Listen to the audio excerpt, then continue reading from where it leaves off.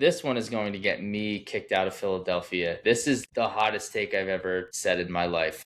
Philly pride and Sistad soul. Andrew rapping and wild bulls. Together they talk sports and dreams. Right behind the scenes, it seems. Philly versus NY, hear the call. Who's the greatest? Who will fall with this rivalry? Loud and clear, join the chat. It's time to cheer. Sports and culture all in one. Catch the fire, feel the fun. Andrew, Sistad, glad unite. Philly NY in the spotlight.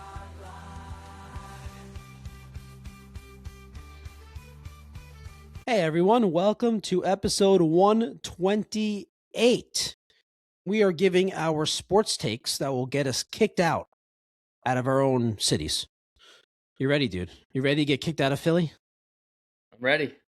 So we're doing 12 total takes. Sistad has 6. I have 6. Obviously, Sistad's are Philly takes. Mine are New York takes. They are some more general sports philosophical takes. They're not all literal New York and Philly, but they are takes that are probably, some would consider them hot takes. They're definitely takes that most people vehemently disagree with. You agree with that? I agree. And just to tease the audience and give them just the ultimate time spent listening here, my last take, I hope to go last. My last one. You can go last. I think it might break the internet. I think it's going to get. But don't fast forward to the end. Don't fast forward to the end. You gotta stick through it. But trust me, it is a whopper. Even by my standards, it's a whopper. So stay tuned. Maybe we should just do that. We could probably just dedicate a whole episode to that one next week, but we'll see. We'll see how it goes. All right. We're doing 6 takes each. We're going to switch off. Because you want to go last, I'll start then, right? That's how you go last. That's how that math works. Okay. Yes. We'll give the take. We'll agree or disagree, debate, talk about it. I think maybe kind of analyze how strongly most people disagree, because especially the Philly one specific, I don't really have a good feel for what people in Philly say or think and do. I did work an intern for WIP, so back then I did, but not anymore. Well, they probably all think exactly the same.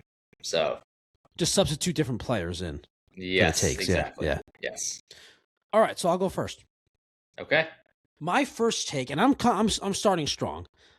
A lot of these takes for both of us, for our loyal listeners, our loyal subscribers, or our lawyers and attorneys, most of these, if not all of them, will not be a surprise to you, because maybe not word for word, but in some way, shape, or form, we've expressed these takes, or most of these takes, throughout the podcast history. So I'll start. Brian Cashman is a top 3 general manager in MLB. MLB history or just MLB? Current Major League Baseball. All right. Wow. That's something. So first of all, Cashman. Yankee fans would never agree with that. You know this one. Yankee fans would hate. They think he's a bottom 3 GM. Yes. Bottom 3. Yeah. Yeah, he is. So this is the thing, and we both made it a point. We're not saying anything just to sound ridiculous and to just get, just for the sake of a hot take. These are things that we believe. I 100% genuinely believe this. And I don't know why people don't agree, other than they're just irrational idiots. They have an expectation that the Yankees should be winning a World Series, and because they haven't, he's a bad GM. But in every other aspect, if you look at their record every year, if you look at their postseason, how they get to the postseason, it's commonplace. Getting deep into the playoffs is an expectation every year. It's an expectation right now currently. This is going to piss off a large portion of Yankee fans. And I'm not saying it to piss them off. It's fun that will piss them off, but that's not why I'm doing it. Cashman's a top 3 general manager. Like Andrew Friedman, I'll give him that. Cashman might be number 2. But people just say, "Oh, we'll go the money." Well, here's the thing: the Mets have a lot of money. Look at them. there's a lot of teams that spend a lot of money and don't do as well as the Yankees. Pretty much every team except the Dodgers. So Brian Cashman, top the general manager in baseball. That's how I kick this off. What do you think? Wow. Well, you know that you're not going to get an argument from me. No, on this,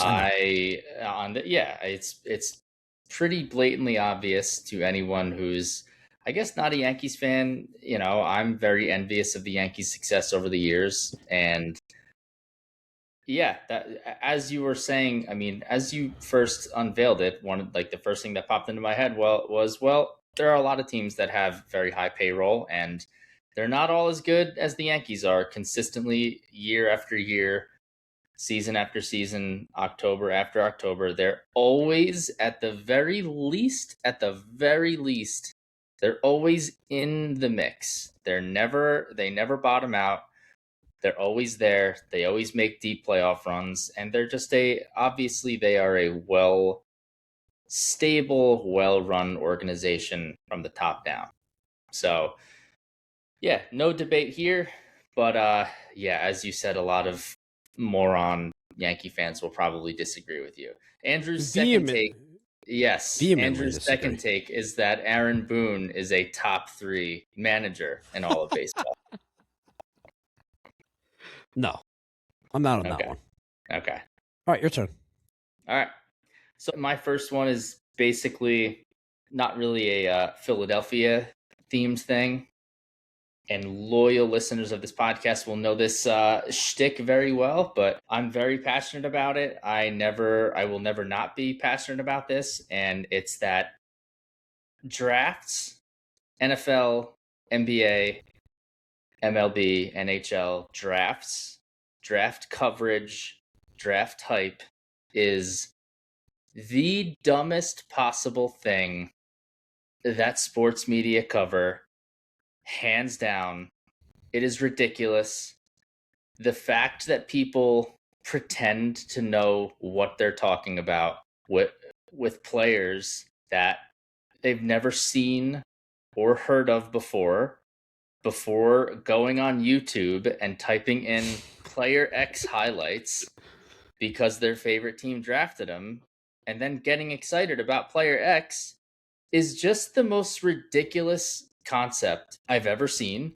And it's always like a shit show and a crapshoot, and you just never know where these kids' careers are going to end up. So to sit there and like get mad that your team did or didn't draft a player and they drafted this guy instead, it will never not be weird to me.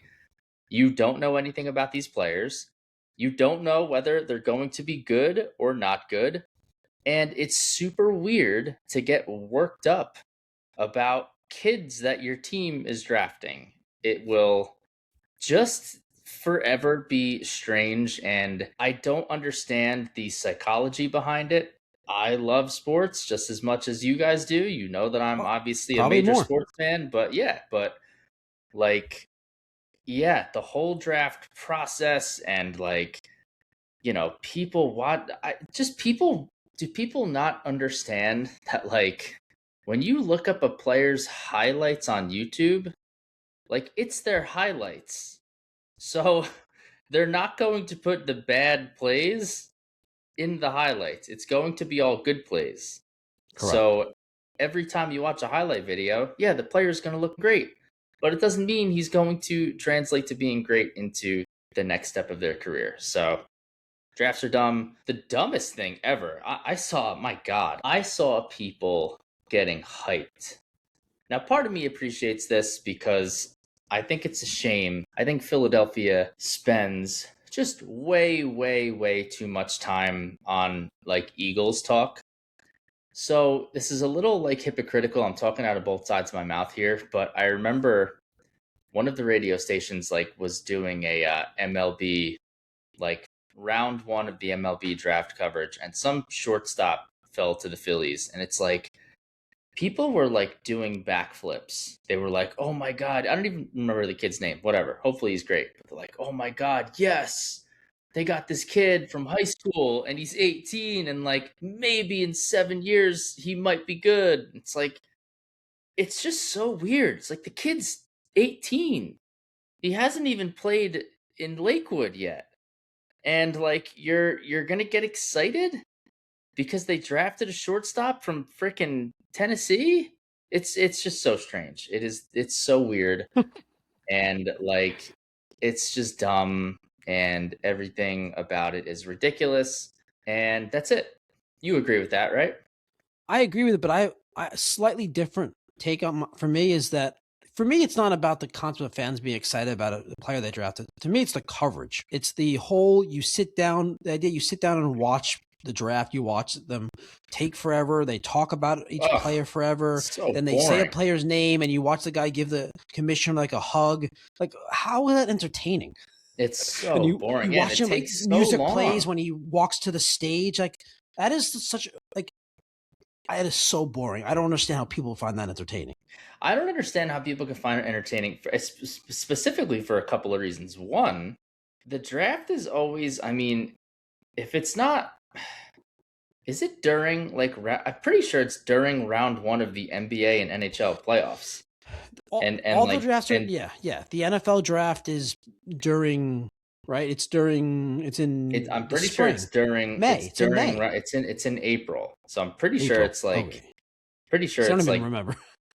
I'm pretty sure it's during like round one of NBA NHL, which, like, if you're a sports fan during that time and you're not watching like NBA playoff action and you're watching the Atlanta Falcons draft a left guard from Boston College, then you are not a real sports fan. You are absurd. You're being generous. It's not even that you're watching the Atlanta Falcons draft someone. You're watching people talking about a player that was drafted for 10 minutes that they don't know anything about. And comparing him to some current NFL player. Oh, he reminds me of this guy. It's like, my God. Stupid. If you were actually watching the draft, player get drafted, it's like, okay, but they're not even getting drafted in that whole broadcast. So here's what you do. I'm going to tell everyone how to consume the draft, okay? Step one, turn on an NBA playoff game and be entertained by actual sports. Step two, the next morning, you check your phone and you see what guy your team drafted. And then you say, oh, okay. Dude, you don't even have to wait till the next morning. Just check X. Like, you don't even need to wait. Normal people are sleeping on the East Coast. We're not staying up till 1 a.m. Okay. Oh, you're talking about like round 4. Yeah, okay. Yeah. Right. No, I'm talking about round one starts like prime time. So round one starts at 8 o'clock at night. Oh yeah, 8 o'clock ends at like 10:30. Yeah, of course. Yeah. So that's a good one though. It's one of your all-time greats. It never gets old to me. I mean, it's one of the few things that we've always completely agreed on. Like most things, even when we agree on, we disagree within the agreement. I don't think we disagree on any of it. I don't think any, I wonder if any normal people out there like disagree. Seriously. Like I really wonder. There are. Of course they do. I would love to hear an argument about it. Yeah, I would love to hear some normal person out there comment on this video. Well, here's the debate. Like here's just the ultimate debate is just like, well, we have to do that, but like it's also like, I don't know, oh, you're excited that this guy, like, how many busts in round one of the NFL or NBA draft do I have to show you before you say, okay, stop. Like, you're right. It is dumb. It's dumb. Tom Brady went in the 6th round. Okay. This isn't dumb. Just. It's like, who cares? It's dumb. It's not just the NFL. Like, it's all of the drafts. It's all of the drafts. Every single one. It's just the NFL is the most popular because there's a ton of rounds and it drags on for, however many days. And whatever it is. It's just the whole thing is absurd. Okay. My second take. Okay. These might we might move these a little faster along. The Yankees have been very successful since 2009. Again, I totally agree. The Yankees have been very successful since 2009. Most Yankee fans think they've been a disaster since 2009. because they have not won a World Series. And this is New York, and these are the pinstripes. And that's right. This was George Steinbrenner's team. That's right.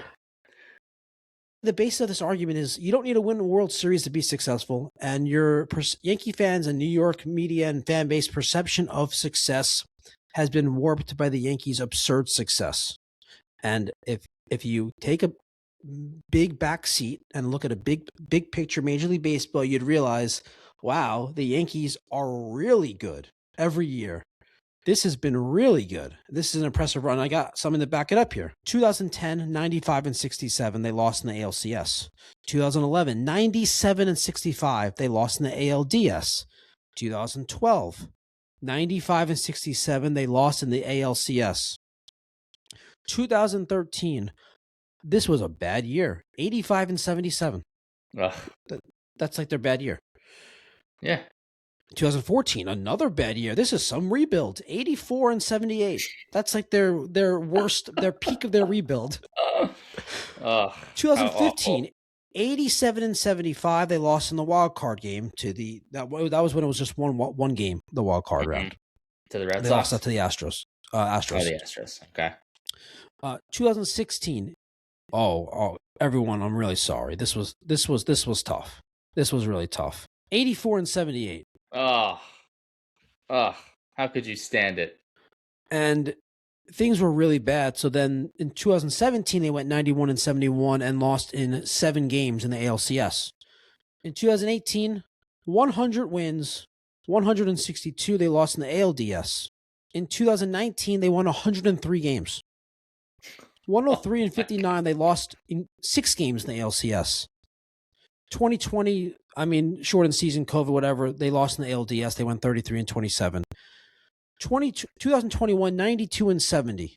Everyone was furious with that team. They lost in a 1-game AL wild card. That was to the Red Sox. In 2022, 99 and 63, they lost in the ALCS. In 2023, the worst season since I've been a fan, 82 and 80. In 2024, 94 and 68, they lost in the World Series. In 2025, 94 and 68, they lost in the ALDS, and this year they're 69 and 55. So, again, Yankee fans, when I go over that, they're pissed off. They're getting more and more pissed off. See, this is awful. And it's like, that's actually amazing. The Yankees have been very successful since 2009. How many years is that? 2010 to 2000? That's 16 years? 17. Well, yeah. Okay. I wasn't counting this year. So anyway, fine, 17. Give me that 17-year stretch for all the teams I root for, and I'll be very happy. Again, I want them to win a World Series. I'm not saying it's been like an amazing run. It hasn't been like this incredible run, but it's been very successful.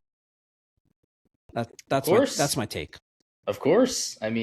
Where do you think that stacks up? If you were to take just the amount of wins and the amount of playoff... Second most. Yeah. Second most wins.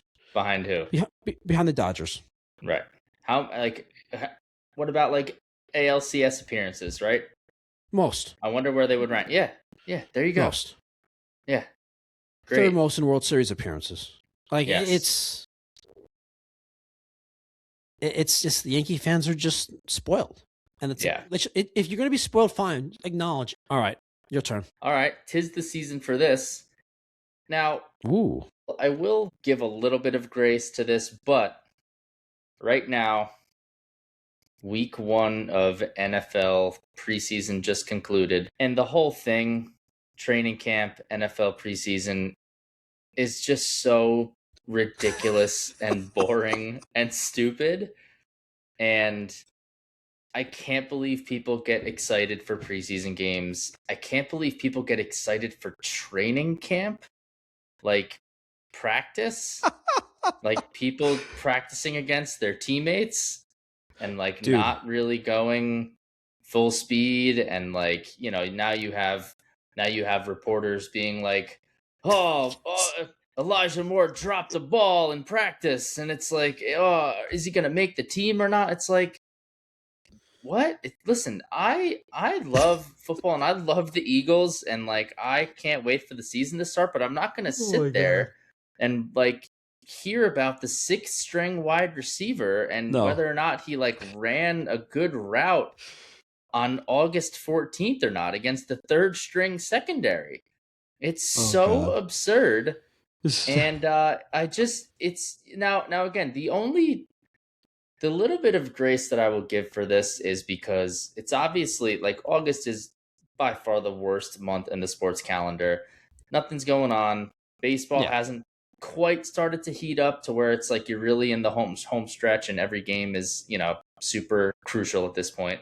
So people are starving for something to kind of latch onto, and football is obviously America's #1 sport, but like, man, I got a notification today on my phone. It was so ridiculous. Listen to this. So I'm driving, I drive a lot for work, and as soon as I get in the car, driving for a couple minutes, and I get a notification on my phone, and it was something along the lines of like unexpected surprise, like after the first preseason game, Tanner McKee versus Andy Dalton. Who's going to grab that 2nd-string QB spot for the Eagles? And I'm just like, this is the thing. So it's not even like, all right, it's not as if, hey, we're talking about the weekend and, oh, by the way, like there's, what'd you think of the quarterbacks on Saturday? Hey, I don't know. It's like, I got a notification telling me this. So it's like, this is the thing that's supposed to grab my attention and pull me into the riveting conversation that they're having on the radio. And it's just like, could you imagine if I was just like, oh my God, I'm sorry, work. I can't work today. They're talking about Andy Dalton versus Tanner McKee on the radio. I'll be back after lunch. I can't work on anything. Sorry. Yeah. It's so ridiculous. It is so ridiculous, and I'll add to it further.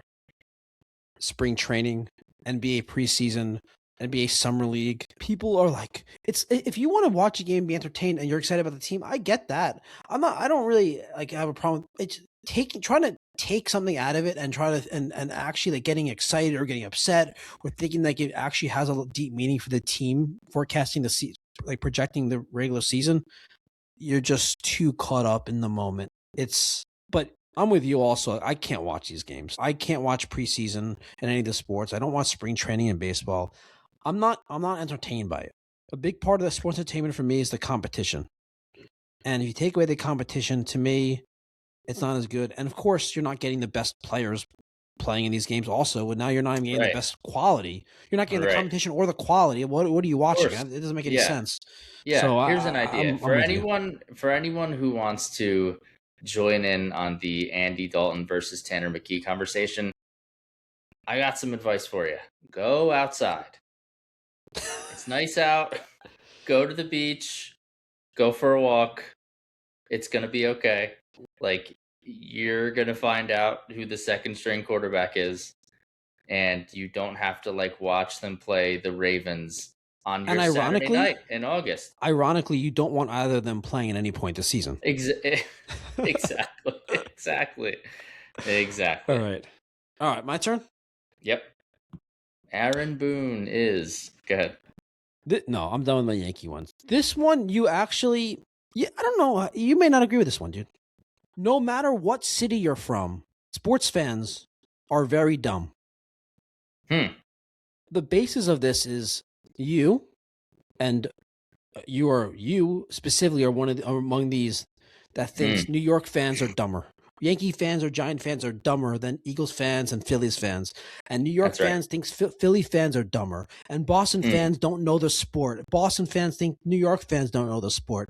You guys how dumb that is? None of us know anything. We're all just dumb, emotional people that are just completely irrational. We have an absurdly emotional, irrational attachment to our teams and to our city's teams. And that's okay to say that, but we're all dumb. Because being a sports fan, a diehard sports fan, doesn't make any sort of sense. It is dumb in itself, and emotion completely takes over. All logical, rational thought goes out the window. No city, Philadelphia is not smarter than New York. New York's not smarter than Philadelphia. We're all not smart. That's my take. Okay.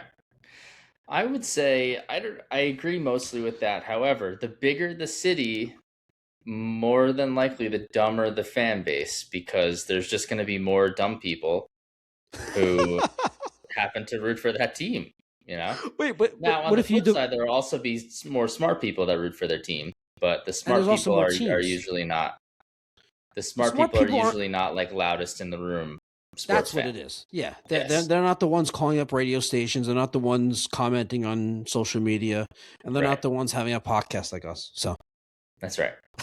Okay. Good. All right. This is a big one. It pains me to say this. What I'm about to say does not mean I love this person any less. This is, in fact, one of my favorite athletes of all time. Top 3 favorite athlete of all time. However, I believe this person to be the most overrated player in NBA history. It's my guy. It's the answer. Number 3, Allen Iverson. Extremely overrated.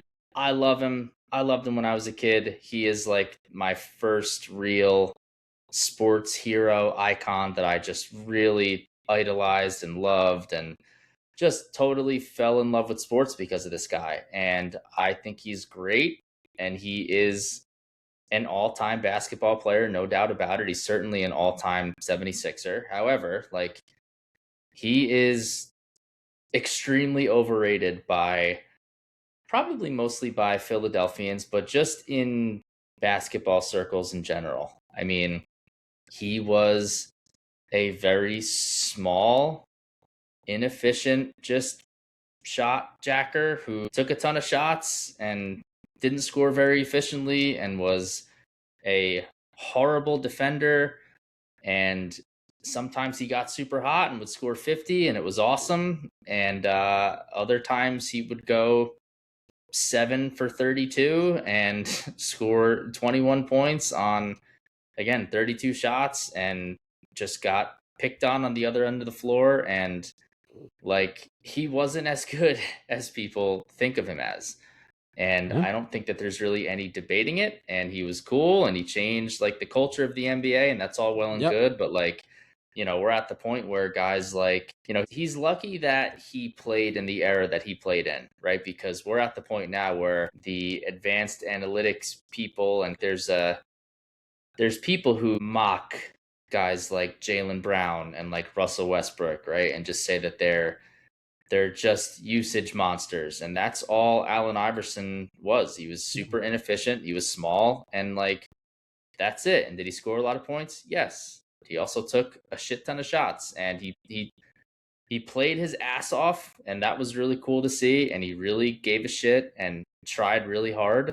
But yeah, he's just not like this all-time like shooting guard, right? Like, I see him, the guys you see him get compared to in today's day and age are like Kyrie and Steph and Dame, and it's like, these guys are light years better than Allen Iverson, light years better than him. I don't even think it's very close. And I agree. yeah, just again, and these are just guys like in the past 15 years, right? So yep. I mean, I think that if you go back even further, there's probably just a whole bunch of shooting guards who you would put ahead of him all time, and he's not really regarded that way. And again, I love him, and he's great, and I appreciate him, because I probably wouldn't be sitting here today if it wasn't for him, but he's wildly overrated. I agree. Two thoughts on this. One's a question. If he wasn't as flashy, like his handles, all those, like, do you think he would be revered like he is? Probably not, but also that stuff is what like made him be able to score a lot as such a smaller guy. Like, he needed that flash, he needed that speed and that burst and that quickness to be able to well, if score. it's the way that he scored though makes him seem better than he was. If he just put up that kind of production in a more, I guess, less exciting way, I don't think he would be held to this kind of high of standard. If like people would just more be looking at him as he was pretty good. Like, more is how people, I think, view like Gilbert Arenas type. Yes. Like if he had a, let's say, a Paul Pierce playing style, like no one would remember him other than Yeah. people in Philadelphia. And the other thing is I wanted to actually kind of defend him in a sense. I completely agree with your take. He is extremely overrated. Most overrated player of all time. He's not your kind of player. He's not my type of player at all. I don't know. Is he the most overrated? It's hard to say, but I agree with the concept for sure. But I'm going to defend him because you brought up something that's very true, except you said it in a way that I kind of disagree with, and I'm defending him. You said that he was lucky the era he played in. Because he played in that era, it rewarded that and it embraced that skill set and that type of play style. That's what he played like. If he played in this era, he would have had to adapt to this era and probably would play differently. So it doesn't make what you said not true. It doesn't make him not overrated, but it just makes it a little bit more understandable and defensible from his standpoint. I guess, but there were more efficient players back then too. It's not. I get what you're saying, but it doesn't change the fact that he was still. No, it doesn't. It doesn't. And the idea, no matter what era you played in, the idea was to make the shot, not miss the shot. So, right. I agree. Okay. Good one. Good. All right. I'm at number 4 now for me. This is the most we've ever agreed. I know we're agreeing a lot. I don't even know if you're familiar with this next one I have. So let me give it a little, what am I looking for? A little context. Thank you. You're welcome. The Jets and Giants have played in the same stadium for a long time now. The Jets used to be called Giant Stadium. They knocked it down and they built MetLife Stadium. The Jets and Giants still play. Yeah, Aaron Rodgers tried to call it Jet Life. That didn't work. So they still play in the same stadium. Most Giants fans, and this is on social media, this is on the radio host, all that stuff. They almost categorically all Giants fans, but obviously just call it most. The vast majority of Giants fans think that they view the Jets as the little brother. They should get their own stadium. They don't belong in our stadium. This should be called Giant Stadium, not MetLife Stadium. This is our stadium. Okay. Most Jets fans feel like we want our own stadium. Let's go to Brooklyn. Let's go to Queens. Let's build it somewhere else where we can be our own team. And that's what's holding this franchise back, is that we're the little brother in the stadium to the Giants. What? That's it's absurd. I know. Oh my God. So my take that I think most New York's football fans are going to vehemently disagree with is the Jets and Giants should share a stadium. It makes sense from a practical standpoint, in terms of a space, in terms of in terms of being green environmentally. Like they play 8 or 9 home games a year. There's no reason to have 2 stadiums for that. They should share a stadium. All right, that's it. Wow.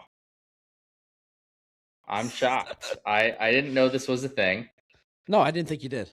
And by the way, MetLife is so bad. It sucks so bad. Well, everyone agrees with that, though. I don't think anyone disagrees with that. Well, I think that, I don't know, like nationally people do. Like, everyone makes fun of like FedEx Field, right? Like down in Washington there, because it's just old and everybody always just talks about how badly it sucks. MetLife's awful. And like, it looks awful. Everything about the field's awful. Everything about it is so bad. It looks like a parking garage. Like, it's got no character at all. It's seriously, it's a freaking giant concrete slab in the middle of East Rutherford, New Jersey. Like, surrounded everything about by, it sucks. The area sucks. Everything about it sucks. The area sucks. The parking sucks. Yes. It's just it's just gray. Like, you're walking through gray. There's no colors. It's awful. Awful. Yes, agreed. That part's not the hot take, though. Everyone agrees with that part. Okay. I needed to say it. You said it. I agree. Yeah, I don't really know what to say about that. I think if another team wants its own stadium, I think that's fine. It's hard for you to imagine because I disagree with your take. you don't have. It's hard for you to even imagine this because you don't have the other team in your city. Correct. You like anytime we have this type of conversation about like intra-city rivalries, you don't really fully grasp it because you've never experienced it. Correct. Anyway, that's that. All right, your turn. My turn. All right, this one I think is going to strike a nerve with a lot of people. Golf sucks. Golf is not a sport. It is an activity. It is not fun. It is unbelievably boring to watch. And it's just what old farts do. Like, I remember a time where, like, golfing was like something we used to make fun of old people for doing. We used to be like, oh my God, look at grandpa. He's getting on these ridiculous looking pants and he's going golfing. Like, how awful does that sound? And then one day, I don't know, people our age like started golfing and it's like, hey, oh yeah, let's go golfing. I'm like, what? You want to go golfing? It's like 75 degrees out. Let's go play some basketball or something, man. Let's do something fun. Let's go like play a pickup game. Let's go like hit the batting cages or do something fun. I'm not gonna ride around in a cart and whack a ball the entire time. It's so boring. Nobody our age actually enjoys it. And we all know it's true. Like, if you are under the age of 50 and you are like Mr. Golf and like you're all about golfing and you got your clubs and you're like, man, how fast are the greens rolling today? It's like, dude, shut up. You don't enjoy it. And What's the it's here, wait, let me keep going here. Like, you all just are looking for something to do to like get away from, I don't know, like your family, your wife and kids. And like, you don't actually enjoy it. Like, you don't. And I'll tell you why you don't. Because so I go every once in a while, there's whatever, some kind of charity outing or something, or there's always a work event. Okay, let's go golfing. And the people who like actually like pretend to like golf, they're like getting so mad. It's like they're not even having fun. They're, like, throwing their clubs and like, oh man, that shot was not good. And it's like, dude, you're like 5 shots better than me, and I'm like, I don't take it seriously at all. I come out once a year and I swing, and like, you have the pants on and you have the they have like the app that tells you exactly how far their ball is away from the tee, and they'll be like, yeah, we're at like 138 if you slice to the pin here. And I was gonna ask you about like, that. Dude, just shut up. The You're laser not, finder. You're not good enough. Laser eye? To What's like it called? listen, you're not that good, and it's not that serious. Take your friggin' club out. Use your eyes. Take the club out, and like, if it's 137 yards or 142, like, just use the same one you were gonna use for either distance. Now, watching it, I mean, good God. Like, if you are watching golf, again, the big tournament happens in April, right? Which is like prime NBA, NHL. And it's like big tournaments, but yeah. I mean, watching golf. I remember when I was a kid, I used to, if I was ever having a hard time falling asleep, I would turn on the Golf Channel, and that's what I would fall asleep to, because it was so peaceful and serene and boring, and it worked like a charm. And next thing you know, I would be sleeping in 10 minutes, and it was great. So thank you, Golf Channel, for helping me fall asleep when I was a kid. That's good. But yeah, golf is like, you don't really like it, guys. You just don't. I'm sorry. You don't. Like, it. No, I actually, the people love golf. There's definitely a good portion. There's definitely a good portion of people that feel like it's a thing to do for business, or like, oh, all my friends or everybody else is doing it. I agree with you. Yeah, that's so lame. I tried to get into it for one of my jobs a few years ago. I started getting into it, and I really don't like it. I find it kind of boring to be out there for so long. It's too long. Like Oh, you're it's so outside. long, dude. It's so long, and then It's fine for like an hour, and then it's like, all right, we have 4 know what more it hours is? to go. It's You awful. know what? For me, playing golf, I lose the mental focus. I get like just really mentally fatigued from it. It's like, oh, I get it. I just don't have the patience for the whole round of golf. Watching, I agree. I have no interest in watching it. I mean, if you're betting on it, I kind of understand, but like, I can't watch it. I agree with you on that take. I don't agree with you that people don't actually like it. I think people love it and people are absolutely obsessed with it. And it's like a competitive thing for them. It's like they want to do better every single time. And they have like the standard of what they should be at. And it's frustrating for them. And they start cursing and throwing things. And it's just, they act like children out there. And it's not normal, but they love it. I disagree with that. That's fine when you are too old to do anything. I don't think there's else. an age on it. I don't think there's an age on it. I think there absolutely is, man. Come on. Okay. Well, dude, all right, most let me ask you this. Most people are going to Are disagree you with going this. to, all right, would you rather go golfing? So when you go and you're gone all day, again, this is why they like to do it, because they want to be away from their families, right? They want to go and hang out with their friends. They do. And they're gone all day, because it's not just like hey, I'm gonna pop in for an hour and a half, and then like, nope. No, it's gone all between day. getting early for tea time, the whole thing. It's a 6-hour day. Yeah, you spend $200 every time you go, and it's not fun. You're not getting exercise. It's just an excuse to you are, if you're walking, you get exercise. If you're not, you know what I mean. You're not getting real exercise. Like go to a basketball court and run around and shoot a basketball around on a Saturday afternoon with your friends. It's free. You will be gone at most 2 hours. You get exercise. You're doing something physical. It is fun. It's good for you. It's competitive, and that's it. It's not that complicated. I'd rather play basketball than golf too. I agree. I just don't agree that other people feel the same way. All right. Okay. My turn? Yep. My fifth take. Clutch. The concept of being clutch, a player being clutch, a team being clutch, is massively overrated by sports fans.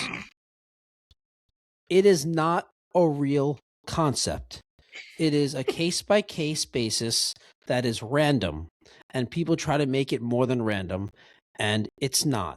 There are a few exceptions. There are a few players that, for something about them in big moments, they're more calm than everyone else, and it makes them perform better. As an overall concept, it's not a thing. It's random. It's flukiness that people are. There are sports fans and sports broadcasters. Their emotions, their understanding of the game is deceiving them into thinking that something is clutch when it's just random.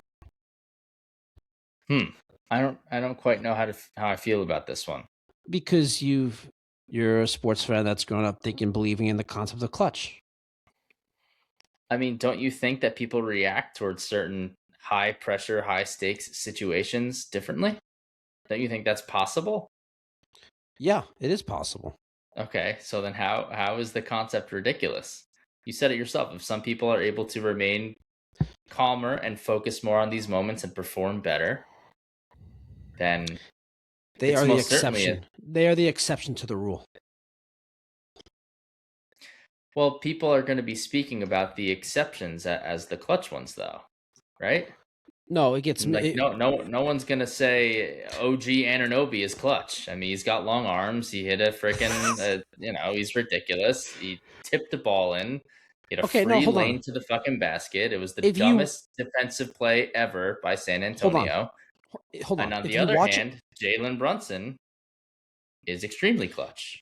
Jalen Brunson is an exception to the rule. Yeah. He is one of the very few exceptions. That's who people are going to point to and say, no, this guy's clutch. No, you watch it. Which sport do you want to choose? Choose a sport for me. that you want me to set the example for? Golf. All right, give me a real sport. I don't care. Football. All right, NFL. Sure. You want okay? I know you love. I know you love high school football. So That's right. That's right. That's right. all right. So NFL, right? 3rd down and 3, and Saquon Barkley gets the ball in the backfield. He makes the guy miss. He dives forward, gets the first down, and the announcer goes, "That was such a clutch run by Barkley." That's the misusage. That everything. What a clutch play, or a pass rusher comes around the edge and gets a sack on 3rd down. It's 4th down. Now the team has to punt. That's clutch. No, that's a random play. That's not clutch. And that's how people use clutch and how sports fans think clutch. I think a play in a big moment that they feel is important to them. Oh, that was clutch. That player was clutch. That play was clutch. It was just a random play in what seems like an important moment. What you're saying is there are few exception players that they have the mental ability, a mental and emotional ability to remain calm in the biggest intense moments when their competition, their heart's racing and the moment speeds up for them. Those players that remain calm and consistent, they have a competitive advantage in those situations. There's very few of them. Most players you'll see over time, like for instance, Kobe Bryant is viewed as a very clutch player because he had a lot of game-winning shots. Kobe Bryant hit a lot of game-winning shots because he attempted the most game-winning shots. If you look at his career, in those situations, percentages, they're actually worse than his standard percentages. Was he clutch? I don't think so. Brunson, has he been clutch so far with the Knicks? He's been very clutch, but his numbers in those situations aren't like, oh my God, he's like shooting 10 percentage points better. They're about the same. So it's hard. While I think he might be an exception, there's certain exceptions. It's hard for me to really believe that it's like something you could reject going forward. For instance, Giancarlo Stanton's always been viewed and perceived as this really clutch base postseason player. Well, last postseason, he was absolutely awful. So is he clutch? Is he not clutch anymore? Or is it like, how do you explain that? So again, I just think the concept, while there are a few exceptions here and there, as a concept, as an overall concept in sports, that player's clutch, that play was clutch, it's massively overrated. And I said massively overrated. I didn't say it's non-existent. Yeah, I mean, there's certainly like are clutch plays and not clutch plays. So, like people, I don't agree. well, that's ridiculous. A play can be a clutch play. I mean, Brandon Graham strip sacking Tom Brady in the Super Bowl was a very clutch play. It was coming down to the wire, and what was it? Was there an element of randomness to it? Sure, but he came up big in a big moment, and like that's. Like, could it have gone the other way? Sure, but but you're misunderstanding. This is perspective. Play. It's the perspective. You're viewing it as a clutch play. I'm viewing it as a random play in a big moment. That doesn't make the play clutch. It's just a random play that happened to be in a big moment. That's how I view it. I disagree. There we go. Okay. I'm glad we disagree. And most people are going to disagree with me on this. Most people I talk to disagree with me on this. So I'm glad. Good. That's why it's one of my takes, because I know people disagree with it, but I strongly believe it. Okay. Your turn. Playoff Jimmy. I don't agree with that. Playoff JB. All right. Man, I'm really picking on like the young kids and stuff here, but number 5 for me, another ridiculous thing. I've said this on the podcast before. College sports, mainly football and basketball, mainly football though, among the most unwatchable events on television that gets aired. College football is so unbelievably boring. And if anyone watches college football, with few exceptions, right? If you went to that school, whatever, okay. Or if you're gambling, if you're betting on it, okay. But like if you're like inviting your friends over on a Saturday night in October because, you know, LSU is playing Florida State, like, you are insane. You're insane. Like, you can't name anyone on either team. And you go to watch it, and it's a bunch of 19-year-olds running around who just aren't as good as professionals. And, like, they're kids, whatever. It's not their fault. But, like, it's just unbelievably boring. And you know it's boring. And you're so starved for football that you'll pretend to like it. And it's just not good. Like, it's just not. It's the equivalent of like watching minor league baseball, right? Like, oh man, are you gonna like find the Somerset Patriots game on your TV, or are you gonna watch the Yankees? Like, everyone's gonna watch the Yankees because the players are better, the skill level is higher, and it just is what it is. It's a more entertaining product. People like to point to like the atmosphere of a college game. It's like, oh man, look at the atmosphere of this LSU crowd. It's like, I don't know. I don't tune in to a game to like see how loud the crowd is cheering. I mean, I guess there's some cool elements of that if it's like a really high stakes game or moment, but like, If you're yeah, I there, don't know. maybe. Yeah, but like October 13th, I'm good. It's not exciting. It's boring. And like, it's a bunch of young kids, and there's just no, like, the players are so different all the time. Like, the most a player can be there for is 4 years. You know, it's not like, I don't know if you're comparing it to the NFL, right? Like, I don't know, Mahomes versus Rodgers, or like guys who have been there. No, this guy's been on the Packers for 15 years, and here comes the young up and coming kid trying to take his spot. Like, there's just so many more storylines and drama, and the skill is better, the talent is better, and like, there's only so many sports that one can consume. So like, are you going to spend all day Saturday watching college football and then all day Sunday watching the NFL? It's just weird. And you know what, the weirdest people on the planet, you'll get this from time to time. If you know, I'm sure you've heard this before, but there's a segment of the population who, I'm sure they don't really believe it when they say it, but people actually say out loud, "Oh yeah, I would much rather prefer watching college football over the pros." And it's like, okay, dude, like, you are weird. You have fun with that. Have fun on your Saturday night.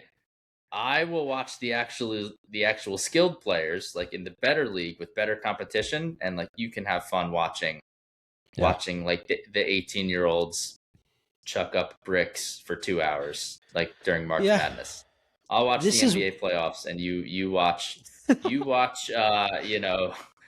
watch Arkansas versus Yale. Have fun.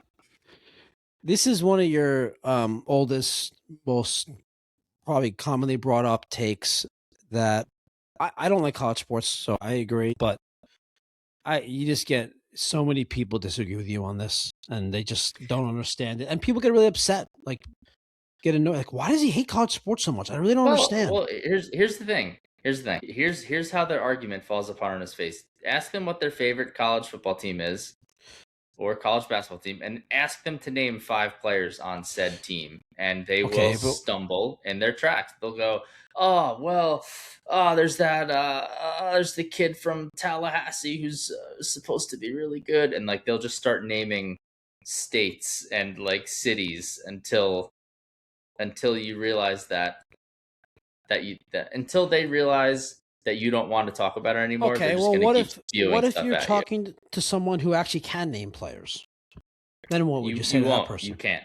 You won't. No, dude, don't be ridiculous. There's people that actually are into the team. That's just ridiculous. There's no person. Anyway, okay. Good take.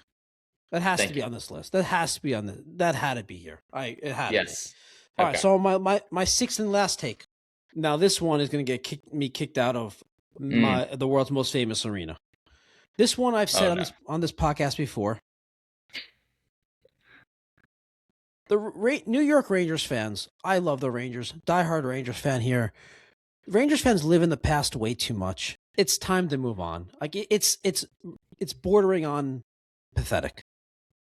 This is, I mean, it's not. It's past bordering. I'm sorry. It's pathetic. What are you referring to? So there's two things that the Rangers fans do. If you go to a Rangers game, what year is this? It's 2026. So this coming season, even whatever, last season, whatever. If you go to a game and you'll see, if you look at the jerseys and the percentage of jerseys, you'll see about 20% of jerseys of players on the current roster. The other 80%, the 1994 Rangers. The team that won the Stanley Cup over 30 years ago. And it's Messier, and it's Richter, and it's Graves, and it's Leach, and it's just the fan base identifies with the 1994 Rangers because that was the one team that won a Stanley Cup in the last whatever it's been now 70 years, and they just can't move on. And then if you talk to a Rangers fan that was around that time, they just everything's it reminds me of the 94 team. It reminds me of this. It's like it's like I think. When they were going on postseason runs the last few years until the last 2 years, really, this really reminds you of that team. The 94, they were the number one seed. It's just like the last time they won the President's Trophy, it was 94, and it's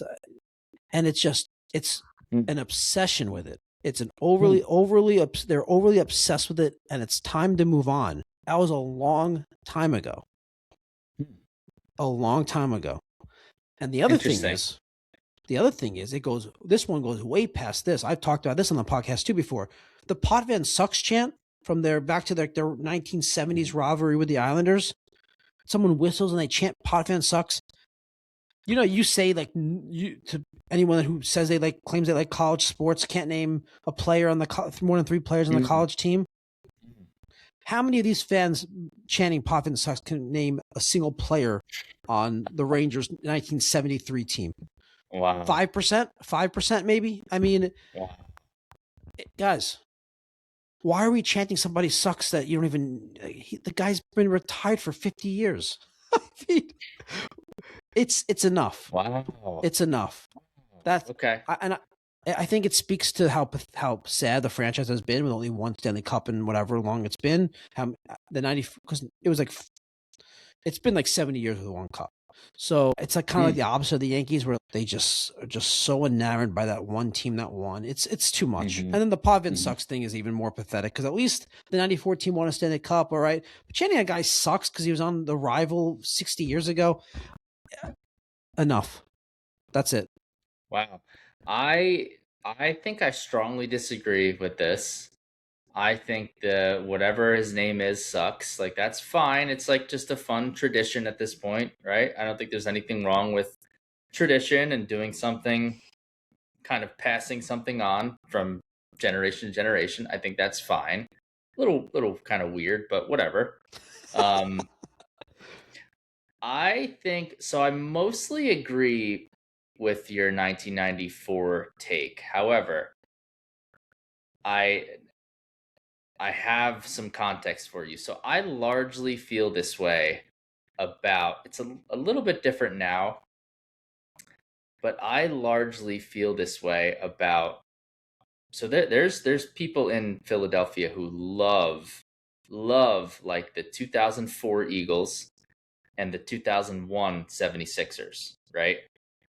And so 2004 Eagles, McNabb, really good team, lost to the Patriots in the Super Bowl. It was Tom Brady's, third championship.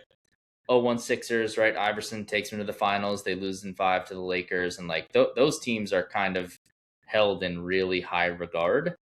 Yeah. And and a lot of people kind of cling to those teams. However, I will say at the very least, even though it was a long time ago, like, at least they won the damn championship. At least they won the freaking Stanley Cup. Like, the 01 Sixers, I'm sorry, they got their asses kicked in the finals. Like, they won the Eastern Conference. Okay, cool. Like, good for you. Like, I think it's so pathetic of Philadelphians to, like, just look up to these teams who like lost, like they won their respective conference, and that's it. So, like, to kind of immortalize these teams that didn't even get the job done, like that to me is pathetic.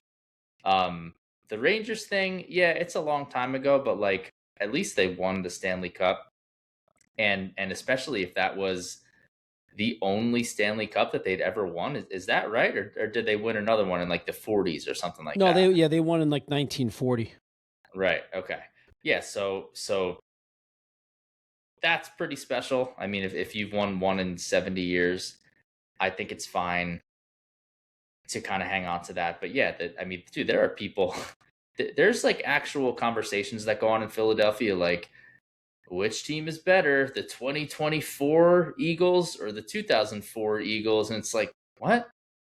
It's the 2024 Eagles were the like one of the greatest teams ever. They steamrolled the entire league for 4 straight months and dismantled the 2-time defending champion. And like the 2004 Eagles were good. Okay, they were the 1 seed and then they lost in the Super Bowl. Like, what? They're not even in the same hemisphere. So I think that you are wrong with this, but I understand where you're coming from. All right. All right. My last one. Your last one. This one is going to get me kicked out of Philadelphia. This is the hottest take I've ever said in my life. Even for me, I've had some real scorchers in my day. Here it is. Are you ready? I'm ready. No one will agree with this in Philadelphia. Very small, select few. Here we go. I trust Jalen Hurts to be a good enough quarterback for the Eagles to win with. Can you believe it? Can you believe I can't. it? No. I You do? can't either. You do. You I believe. believe I trust Jalen Hurts. I believe they can win a lot of games with Jalen Hurts. Call me crazy, call me insane. I don't know what's gotten into me. Perhaps I have, I don't know. Perhaps somebody drugged me, or I have been slipped something. But I think Jalen Hurts is good quarterback, and I think he's a good quarterback to have on your team. I know. Call me crazy. It's super hot take, but that's how I feel. Is this a common, like, people don't believe this? So People think he's not good enough to win. Even I'm obviously like, this is obviously like a joke and a troll job, but yes, Obviously. there's a very large segment of Philadelphia that still is like. Now, it actually kind of makes me mad because there's a segment in Philadelphia that just, for whatever reason, does not like or accept Jalen Hurts. Like, WIP still to this day just talks about, do you trust Jalen Hurts? Or like, can Jalen Hurts be the guy? And it's like, guys, he's been here for 6 years. He's been to the playoffs every single year. He's been to 2 Super Bowls. He was awesome in both Super Bowls. They win 70% of the games that he starts and finishes. Like, he's obviously really good. And you can obviously win a lot of games with him. And you can win conferences and championships with him as the quarterback. So, like, the fact that they're still having this conversation is just, it's the most ridiculous thing you'll ever see. It's like, there has to be more stuff for you guys to talk about. It's just so weird. It's like, hey, breaking news. The 76ers just traded for Jaylen Brown. But first, is Jalen Hurts good enough to lead the Eagles to an NFC East title? And it's just like, what? What are you talking about, you guys? He was the Super Bowl MVP. How is this still an argument? He was the Super Bowl MVP. He was awesome in the other Super Bowl that he was in. And they've won a lot of games with him every year. That's what I mean. And he's been really good. He's been like Pro Bowler, All pro. You know, He would have won the MVP in 2022 if he didn't get hurt. He was having an amazing year. He doesn't turn the ball over, scores a lot of rushing touchdowns. He's great. He's awesome. Is he as good as Josh Allen? No, he's not. But I don't care. I don't care. I don't need him to be as good as Josh Allen. I think it's better to have a good team. I don't think that like you should be penalized for having a good roster around you. There's plenty of quarterbacks that have good rosters around them that just don't, for whatever reason, win as much as Jalen Hurts does. And like whatever, I don't really care. I love the guy. He is the quarterback of by far the most successful era in Eagles history. Mhm. And he's been plenty good enough during that ride. Has he been Patrick Mahomes? No, but I don't care. He's been the guy at the helm for 6 years of, again, the golden age of Eagles football. So stop with the nonsense.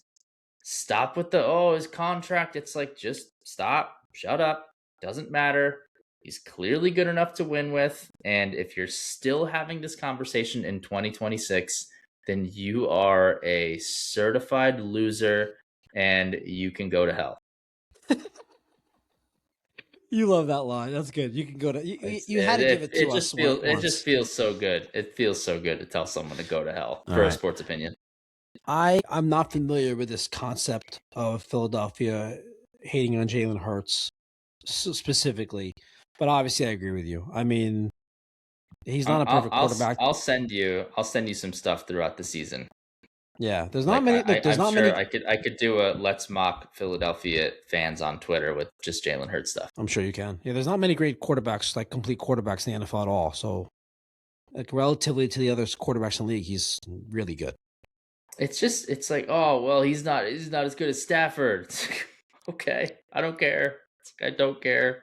Okay, I like the Eagles are good. I don't really care who's the quarterback as long as he's not blowing games for them. He's good. It's all good. Yep. All right, that was fun. Yep. Everyone, please comment. Tell us when the ones you disagree with, strongly disagree with. Tell us how annoyed you are listening to us, how wrong we are. I think that people are going to be more upset with me than you on this one. You think so? Yeah. I think Yankee fans will think I'm an idiot for thinking Brian Cashman's a top 3 GM and thinking the Yankees have been very successful since 2009. I think most sports fans disagree with me on the clutch like you did. Mm-hmm. Yeah. And I think most Jets fans and Giants fans think that they should have their own stadiums. So I think, I really think that mine are like, people are going to pretty much disagree. The college thing, people are going to think you're dumb. And then the golf, telling people that you don't like, they don't actually like golf is hilarious. And they definitely don't. If they like golf, they're going to be annoyed by someone telling them that they don't. There will be no convincing me that I will die on that hill. Well, I agree that there will be no convincing you. That doesn't mean make you right though. Okay, fair enough. All right. Any last thoughts? Nope, I don't think so. Everyone, thanks for tuning in. Please. I have a funny story. I have a funny story for you. Okay, go. The other day, so my oldest son, Ryan, he's getting old enough to where he kind of is trying to figure out what he wants to be when he grows up, right? He's 5, and I guess that's just something that you start to wonder around his age, right? So, okay. The other day, just kind of randomly, he comes up to me and he says, "Dad, I want to be a baseball player when I grow up." Nice. So I said, "Wow, okay, cool, man." I said, "You know what? We're going to have to do a lot of practicing. I will help you. We can go to the field and we can do drills and we'll practice and like we'll get you really good. And like that's how you become a really good baseball player." I told him, I was talking about it for a minute. I was like, "Yeah, it's a lot of hard work. You got to practice." And he and after giving him that like spiel about practicing hard, he goes, "Actually, I don't want to be a baseball player when I grew up." That's great. So, scared him away. Yep. We'll see. That's hilarious. I actually had a not serious, but a plan. It wasn't a serious plan for if I had a son one day, which I don't have, and I'm not going to have. So you can use this for any of your 2 sons, either of your 2 sons, if they really want to be a baseball player. This is a really good strategy. The best chance, unless there's some crazy athlete, which they're probably not, because most people aren't. You hire my theory was Tim Wakefield, he died, but a former knuckleballer, call it R.A. Dickey or something, someone who perfected the knuckleball at the major league level, to train your son to just throw the knuckleball. You don't need to be athletic. You don't need to be very coordinated. You just need to have a ridiculous, very unique skill and just throw the knuckleball day after day after day after day for hours. That's your best chance at becoming a major leaguer. I don't hate this idea. Now, to do that to your kid is not very nice unless they really want to, but but I think it's a really I think it raises the odds of making it to the major leagues significantly. Yeah, without a doubt. Yeah. I don't know, but then you can combat that and say there are no knuckleballers in Major League Baseball right now for a reason, so maybe not. But I think that's just because people don't try to do it. Dude, that's a great idea. Yeah, let me know how it works out. I will. Everyone listening, you could steal that. Don't worry, you don't owe me any money for the advice. Maybe he'll get drafted to the Yankees in 13 years, and you could in the second round, and you could say yes. This 18-year-old kid is going to be a stud. It's going to be a stud when he comes up in. If one of your kids was being drafted in any of the sports, you would enjoy that draft. I know. There we go. We found a way to get you to enjoy the draft. Everyone, thanks for tuning in. Please give us a like. Please share the video, and please subscribe. We'll see you next time.